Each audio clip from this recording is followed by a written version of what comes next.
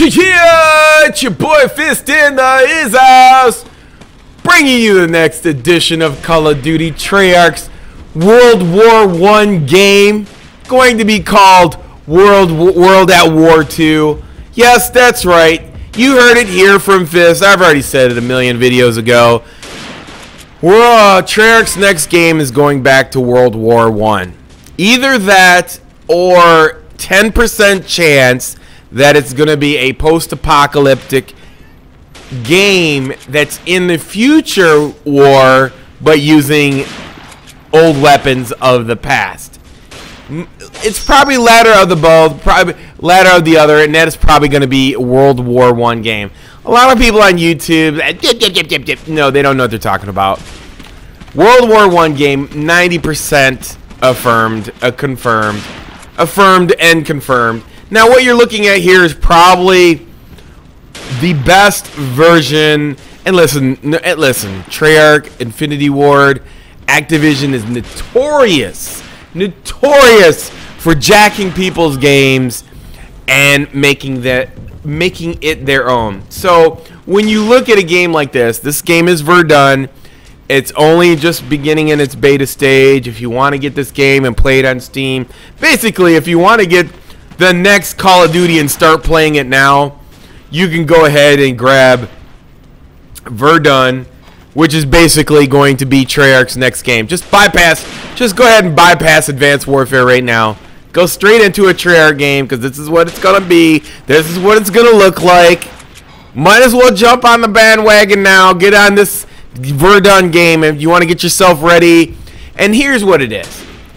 If you don't know why they are going back to a World at War game, first of all, David Vonderhaar is a classic video game schizo fanatic, and he likes games like this, the old school games that are renditioned into, being older. Plays the crap out of Assassin's Creed. He likes fantasy, older type games, and so that's one reason. But the main reason we are going back in time is if you look at all the numbers across the board, and this is the main reason. And the main reason we are going back to a World at War type game like this is because of Euro and British players have absolutely vanished from the Call of Duty landscape.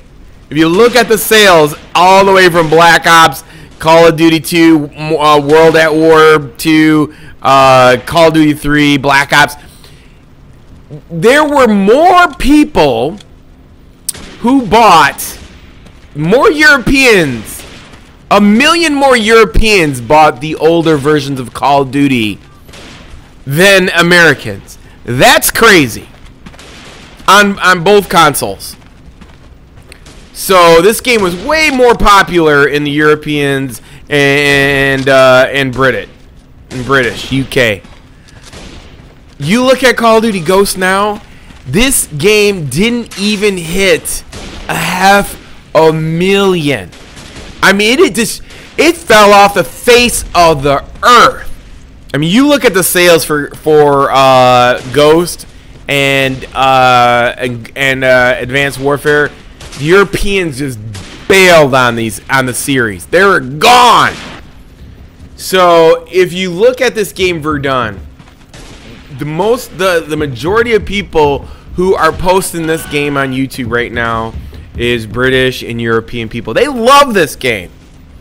Now, I haven't had a chance to play it, but as I was checking around and talking to people and the movement and the way it looks and so on and so forth, and the weapon selection, and it's growing, and this game is growing hugely in popularity. Like, developers know when there's an underswelling, that just when a game comes out, they know like that game is going to be in their back pocket. They're worried.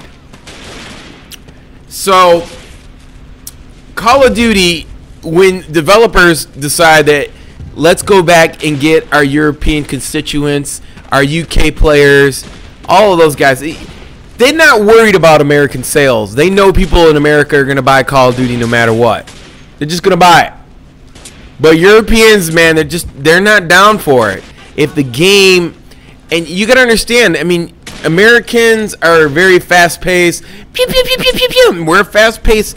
We live in fast-paced. We play in fast-paced. We eat at McDonald's fast-paced. Everything is fast, fast, fast, fast, fast. But then when you look at games like this game that are a little bit slower paced, more methodical, I guess I would say like intellectual, more cerebral, a slower chase to it. That's the style of a European or a British person. They're more laid back, more chill, and that's the way the games are made. So it's simple. It's really simple to read Treyarch. You know, and we know what they're going to do. I mean, David Von Hart is the easiest person to read on the planet, and so we know what the game's going to be.